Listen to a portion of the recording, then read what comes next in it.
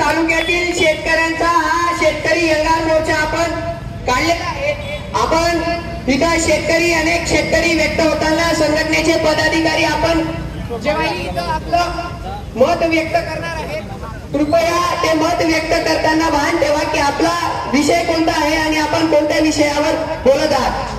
आजचे आपण हा जो शेतकरी एल्गार मोर्चा या शिरपूर तहसील कार्यालयावरती काढला, हा कशासाठी काढला की जेव्हा महाराष्ट्र राज्यामध्ये अतिवृष्टीची घोषणा झाली, अतिवृष्टीचा जी.आर. जाहीर झाला, त्या अतिवृष्टीच्या जी.आर. मध्ये धुळे जिल्ह्यातून साक्री, शिंदखेडा, धुळे तालुका घेण्यात आला, पण संपूर्ण धुळे जिल्हा घेतलेला असताना फक्त आणि फक्त शिरपूर तालुक्याला डावलण्यात आलं। तर फक्त शिरपूर तालुका का तुम्हाला चालला नाही, हा प्रश्न विचारण्यासाठी आज आपण इथं आलेलो आहे।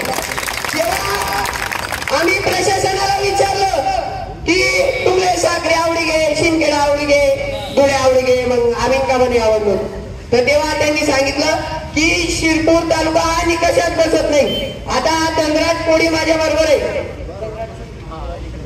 हा धनराज कोडी आहे, हा कुरगडी गावातला शेतकरी आहे आणि याच्या बापाने दिवाळीच्या ऐन तोंडावरती त्या शेतीचं पीक बघून औषध प्राशन बघून आत्महत्या केली।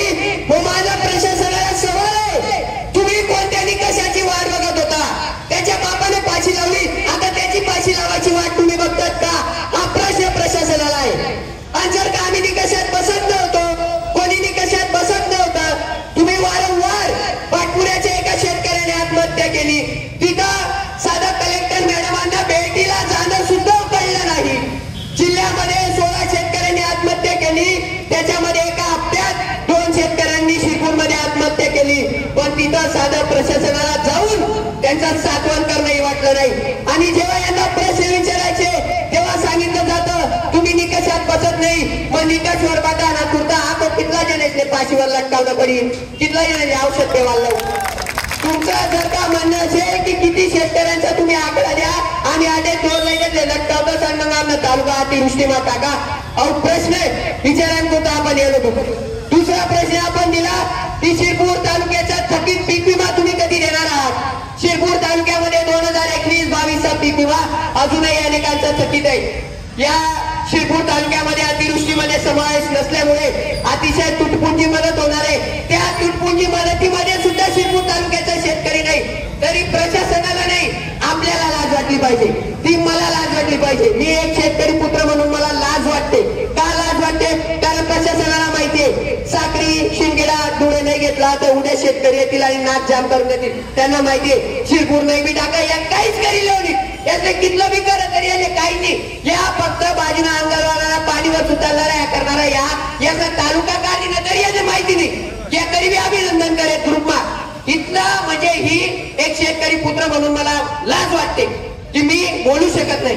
पण आज जेव्हा आमचे हे डोळे उघडले एक सुशिक्षित शेतकरी पुत्र म्हणून, जेव्हा आम्हाला हे कळलं की तालुक्यातून आपल्या तालुक्याला अतिवृष्टीमधून वगळलेलं आहे, तेव्हा आम्ही सर्वांनी ठरवलं की आपण गावागावात जायचं आणि हे पोहोचवायचं की शेतकरी एल्गार मोर्चा काढायचा आहे।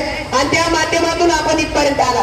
शिरपूर तालुक्याच्या शेतकऱ्यांना ही नम्रपणे मी विनंती करतो, जर कोणाला वाटत असेल की हा मोर्चा शेवटचा होता किंवा हा मोर्चा अंत होता, तर मुळीच नाही। शेतकऱ्यांच्या शिरपूर तालुक्यातील शेतकऱ्यांच्या संघर्षाच्या नवीन इतिहासाचा हा पहिला मोर्चा आहे। यानंतर पीक विमा, अतिवृष्टी कुठलाही विषय असला, जातोड्यामध्ये 2 महिन्यापासून तो बिबट्या फिरतोय, वन विभागाचं लक्ष नाही। काय हलगर्जीपणा या तालुक्यामध्ये चाललेला आहे, वन विभाग लक्ष देत नाही, कृषी विभाग लक्ष देत नाही। तर आम्ही तुम्हाला सांगतो की हा पहिला मोर्चा आहे, याच्या पुढे होणाऱ्या प्रत्येक अन्यायावर शेतकरी असाच उठेल आणि आज जरी ही संख्या असली तरी उद्याच्याला येणारी संख्या ही यापेक्षा दुप्पट असेल, ही आपल्या माध्यमातून सांगतो। आज आपण एवढे जण सर्व आलात, मी तुम्हा सर्वांना नम्रपणे धन्यवाद करू इच्छितो। आणि ज्यांनी आमच्या सोबत एवढे 4-5 दिवस जे तरुण मंडळी आमच्या सोबत फिरले त्यांचाही आभार व्यक्त करतो। त्यांना कोणा सातबारानी, त्यांना कोणा पाण्यात शेतीनी, पण घरनी वाकरू कल्ला काम त्यांनी या 5 दिन करा। काय फक्त गाव माझे आहे, दादा तुम्ही मोर्चाल्या, दादा तुम्ही एल्गार मोर्चाल्या, आई फक्त तुम्हाला गुर्ता कर। आणि आम्ही ज्या बटा शेतस या बटा तुम्हाला पोरे आणि नातू शेतस, जसा तुम्ही शाबास किंवा टाया वाजवतात तशी चुकीवर कान धरा अधिकार तुमले दिल्या मरी झाली। या जर तुमच्या गलिच्छ राजकारणापोटी आपण शेतकऱ्याला संपवण्याचा प्रयत्न करत आहात तर या आयुष्यात तुमचं राजकारण यशस्वी होऊ देणार नाही ही शपथ घेऊन हे सर्व शेतकरी आज बाहेर पडलेले आहे. मी तमाम सर्व मोठ्या उपस्थित असलेल्या शिरपूर तालुक्यातील जागृत आणि लढवय्या शेतकऱ्यांचा आभार व्यक्त करतो. धन्यवाद.